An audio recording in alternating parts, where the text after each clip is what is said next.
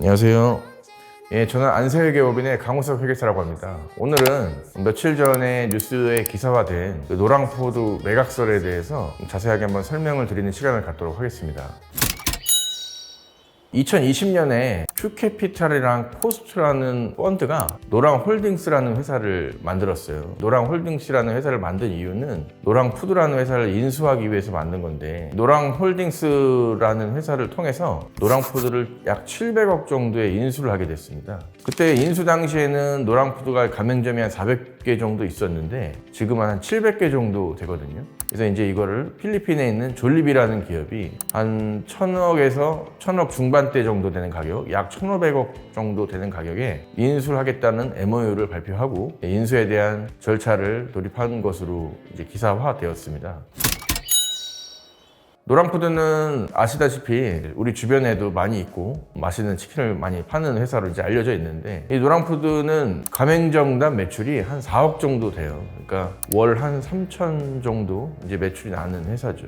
비교적 영세한 자영업자라고 보시면 되겠습니다. 그러니까 노랑푸드는 비교적 영세한 자영업자를 대상으로 물류에 대한 마진을 취함으로 인해서 프랜차이즈에 대한 가맹 운영을 하고 있는 회사라고 보시면 되겠는데, 2024년 기준으로는 매출액이 한 1000억 정도 달성을 했습니다. 그런데 이 1000억 정도 되는 매출액의 달성 구성을 보면은 직영 매출은 20억 정도로 한 2%밖에 되지 않고, 물류에 대한 이익이 약 1000억 정도 되고요. 로열티에 대한 이익이 한 9억 정도 돼서 전체 매출에서 물류에 대한 이익이 압도적으로 높은, 즉 전통적으로 프랜차이즈에 대한 가맹점을 대상으로 해서 물류에 대한 이익을 통해서 이익을 실현하는 회사라고 보시면 되겠습니다. 로열티 방식으로 가맹점주들한테 이익을 취하면은 겉으로 이제 드러나게끔 되어 있습니다. 즉 매출의 몇 프로를 본사에게 주는 구조가 처음에는 반발이 있을 수 있겠지만, 물류에 대한 마진을 줄이고 로열티에 대한 매출을 높여야만 가맹점주들에게 얼마를 받고 프랜차이즈가 그 대가에 대한 기여로 몇 퍼센트를 이익을 실현하고 있는 등이 정확히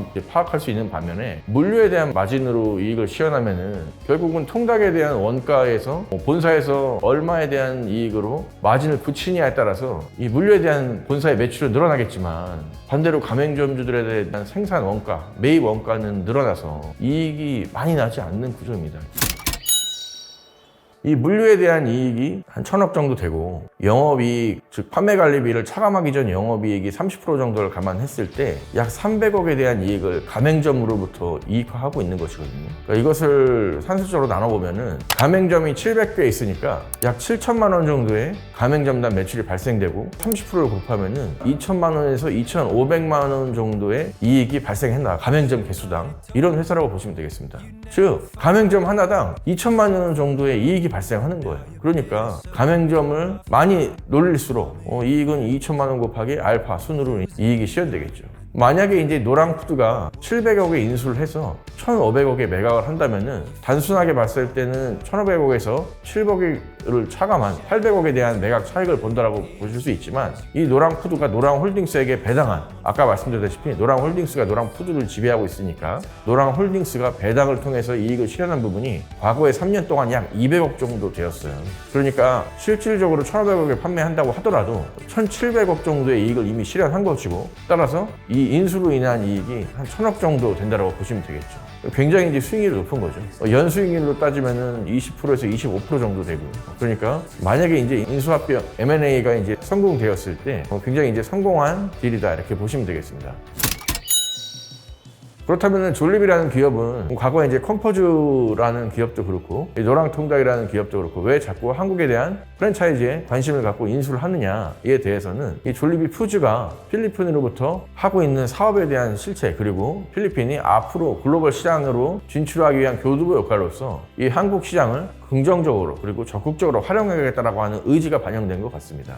그러나 한편으로는 프랜차이즈 가맹점 하나당 2천만 원의 수익이 발생하고, 그것을 반대로 얘기하면은 가맹점주들이 2천만 원에 대한 이익을 볼 수 있음에도 불구하고 보지 못하는 것에 대한 안타까운 구조도 반영되는 게 현실이거든요. 물론 가맹점주들이 노랑통닭이라는 브랜드를 활용하지 못하면은 매출액이 발생되지 않고 프랜차이즈 가맹점주들의 특성상 창업을 해보지 않은 경험 없는 분들이 사업을 하기 위한 시작으로서 이 프랜차이즈를 활용하는 측면이 있는 만큼 도움을 받는 것도 물론 사실이겠지만 이 프랜차이즈에 대한 여론이 좋지 않고 최근에 그 더번 코리아와 같은 사태를 비롯해서 많은 프랜차이즈 가맹 사업을 운영하는 법인이 국민 정서상 긍정적인 시각에서 바라보는 것은 아닌 것 같습니다.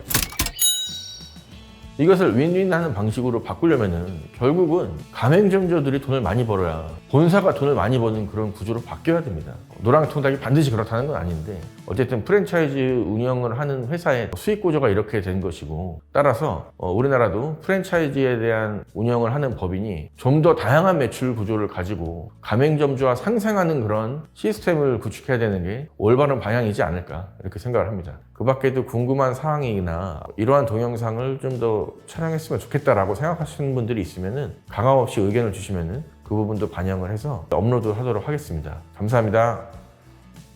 정답은 언제나 안새 스마트한 선택 송도에 숫자 위에 신뢰를 더해 프로답게 안새 외계 안새 the best answer